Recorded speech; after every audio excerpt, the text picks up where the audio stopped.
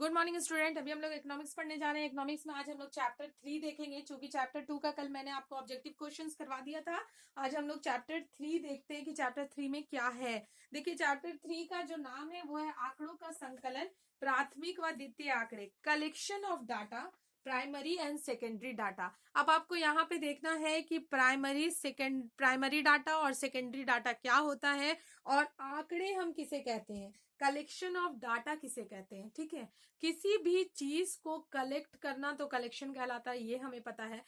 पर वो जो डाटा कलेक्ट करना है, चूंकि हम यहाँ पे जो पढ़ाई कर रहे हैं वो संख्याकी से रिलेटेड है, और संख्याकी कब बनता है, जब हमारे पास किसी चीज का डाटा मौजूद होता है तब हम लोग उससे संख्याकी बनाते हैं। ठीक है, तो यहाँ पे अभी हमको सबसे पहले जानना है कि डाटा किसे कहते हैं। आंकड़ों का संकलन करने की जो विधि है, आंकड़ों को एकत्रित करने की जो विधि है, उसे हम डाटा कहते हैं। अब कोई भी चीज के लिए, मान लीजिए हमें किसी चीज की जनगणना करनी है, तो हम लोग क्या करते हैं, घर घर जाके लोग जनगणना करते हैं, लोग पता लगाते हैं। सबसे पहले पता लगाते हैं कि हमें जिस चीज की जनगणना करनी है उसके लिए, मान लीजिए हमें जनगणना करनी है कि हमारे शहर में या हमारे मोहल्ले में कितने लोग बूढ़े हैं, कितने लोग जवान हैं। ठीक है, तो हम घर घर जाके पूछते हैं कि कितने लोग यहाँ पे बड़े हैं, कितने लोग 50 के पार है, कितने लोग 60 के पार है, और उसको एक रजिस्टर में मेंटेन कर लेते हैं। ये जो मेंटेन करने की विधि होती है ना, इसी को डाटा कहते हैं। अब उसी डाटा से, अब चूंकि हमने पूरे मोहल्ले में लिख लिया है, डाटा एकत्रित कर लिया है, पूछ लिया है, डाटा एकत्रित कर लिया है, अब उससे जो कार्य किया जाएगा वही हमारा कहलाएगा डाटा से कार्य किया गया। देखिए, डाटा जो होता है वो दो तरह से होता है। ठीक है, डाटा जो हम लोग कलेक्ट करते हैं उसके दो स्रोत होते हैं। पहला स्रोत होता है आंतरिक स्रोत और दूसरा होता है बाह्य स्रोत। आंतरिक स्रोत मतलब कि इंटरनल सोर्स ऑफ डाटा। पहला क्या होता है, इंटरनल सोर्स ऑफ डाटा, और दूसरा होता है एक्सटर्नल सोर्स ऑफ डाटा। अब इंटरनल और एक्सटर्नल का मतलब क्या होता है आपको पता है। इंटरनल मतलब होता है आंतरिक स्रोत, और एक्सटर्नल मतलब होता है बाहरी स्रोत।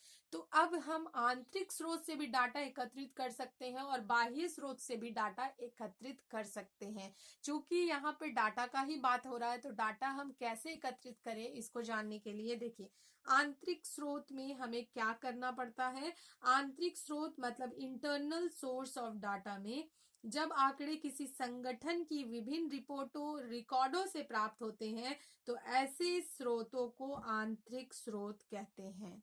ठीक है, देखिए, पहला तो होता है क्या कि हम लोग जब अपने ही अंदर ही के माध्यम से चाहते हैं कि हमें डाटा मिल जाए।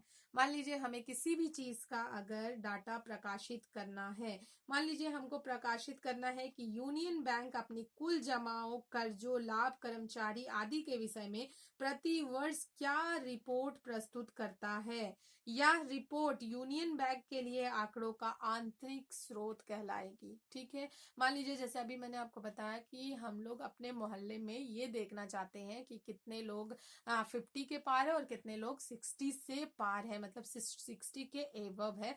तो हम लोग क्या करेंगे, या तो अपने मोहल्ले में जाकर, घर घर जाकर, खटखटा कर उनका डाटा लेंगे, या तो फिर हम कहीं से ये कलेक्ट करने की कोशिश करेंगे। तो कहीं से मतलब मान लीजिए आधार कार्ड जहाँ पे बना हुआ है या वोटर आईडी कार्ड जहाँ बनता है, वहां पे सब लोगों का डाटा होता है कि कौन लोग कितने एज के हैं। ठीक है, तो उस तरह से अगर मान लीजिए जहाँ पे हमारा वोटर आईडी कार्ड बन रहा है वहां से जाके मैं डाटा कलेक्ट कर लेती हूँ, तो वो हो जाएगा आंतरिक स्रोत। ठीक है, इंटरनल स्रोत। उसके बाद हम लोग एक्सटर्नल देखते हैं, जब आंकड़े किसी दूसरे संगठन या दूसरे स्रोतों के माध्यम से प्राप्त किए जाते हैं तो यह आंकड़े बाहरी स्रोत कहलाते हैं। और अगर हम जाकर, घर घर जाकर इसको प्राप्त करने की कोशिश करते हैं तो वो बाहरी स्रोत कहलाते हैं। आपको ये भी बता देते हैं कि डाटा जो होते हैं वो दो प्रकार के होते हैं। डाटा कितने प्रकार के होते हैं, दो प्रकार के होते हैं। पहला होते हैं प्राथमिक समक, प्राइमरी डाटा, और दूसरा होता है द्वितीय समक या सेकेंडरी डाटा।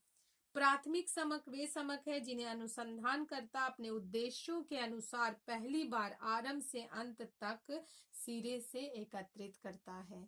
जिसे हम शुरू से लेकर अंत तक एकत्रित करते हैं उसे हम प्राथमिक समक कहते हैं, और जिसे ऐसे समक जो पहले ही अन्य व्यक्तियों या संस्थाओं द्वारा एकत्रित करके प्रकाशित कर दिया जाता है उसे हम बाह्य स्रोत कहते हैं। ठीक है, तो देखिए ये बहुत इंपॉर्टेंट है, क्योंकि बाह्य प्राथमिक और द्वितीय समक में आपको अंतर जो है वो पूछ सकता है। क्योंकि आपका ऑब्जेक्टिव बेस्ड क्वेश्चन आएगा तो उसके बीच बीच से आपको कुछ पूछ सकता है ना। तो आप लिखिए प्राथमिक और द्वितीय समकों में अंतर। क्वेश्चन में लिखिए प्राथमिक एवं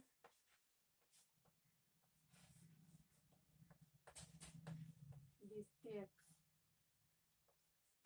समकों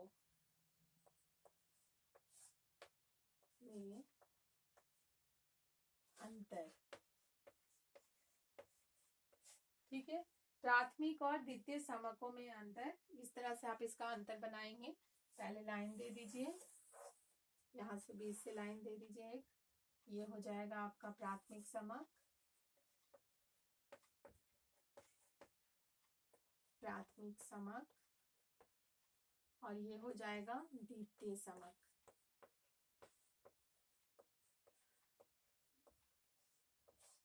ठीक है, तो आप प्राथमिक समक और द्वितीय समक किसे बोलेंगे? पहला हो जाएगा प्राथमिक मतलब प्राइमरी डाटा, और दूसरा हो जाएगा सेकेंडरी डाटा। तो दोनों में हमको क्या क्या डिफरेंसेस है देखिए, अगर लिखेंगे बोर्ड में तो बहुत टाइम लग जाएगा, इसलिए मैं बोलते जाती हूँ, आप लोग लिखते जाइए। ठीक है, प्राथमिक समक और द्वितीय समक में क्या अंतर है ये मैं बोलते जा रही हूँ। सबसे 1 नंबर में लिखिए प्राथमिक समक, 1 नंबर दे के लिखिएगा प्राथमिक समक।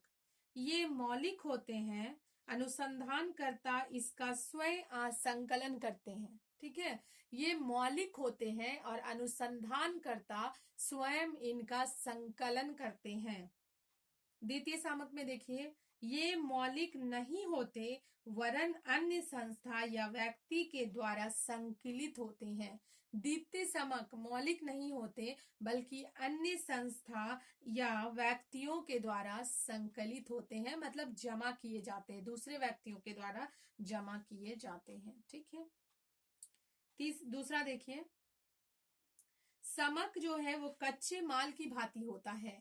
प्राथमिक समक जो होता है वो कच्चे माल की भांति होता है, और द्वितीय समक निर्मित माल के भांति होता है। प्राथमिक समक कच्चे माल की भांति होता है और द्वितीय समक निर्मित माल की भांति होता है। ठीक है, तीसरा देखिए, प्राथमिक समक के उद्देश्य के अनुकूल होते हैं और इसमें संशोधन की आवश्यकता नहीं होती।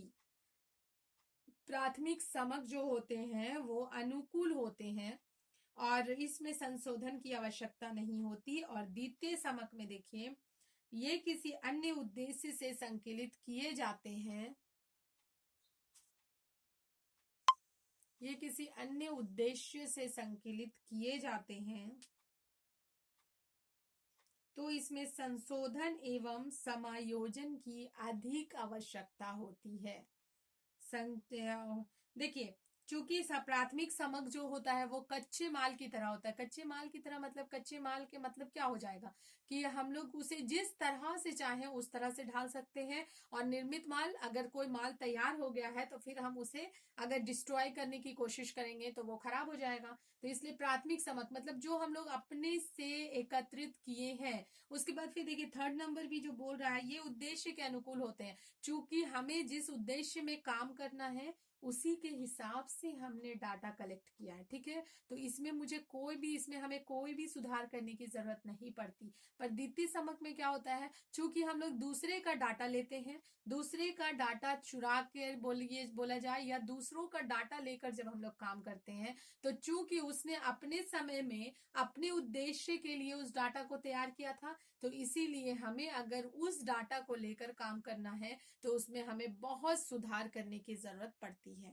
ठीक है, नेक्स्ट देखिए, इसके संकलन में धन, समय, परिश्रम, योजना और बुद्धि का प्रयोग होता है। प्राथमिक समक में, इस प्राथमिक समक में संकलन में धन, समय, परिश्रम, योजना और बुद्धि का उपयोग होता है। और द्वितीय सामक में केवल अन्य स्थानों से उदत करना होता है।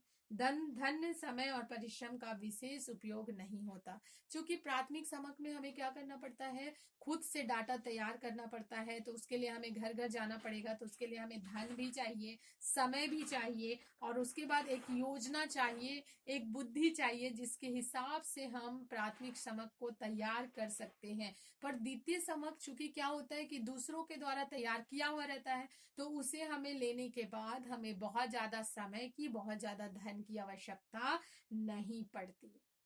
5वां नंबर समझ लीजिए, इनके प्रयोग में सतर्कता की आवश्यकता नहीं होती।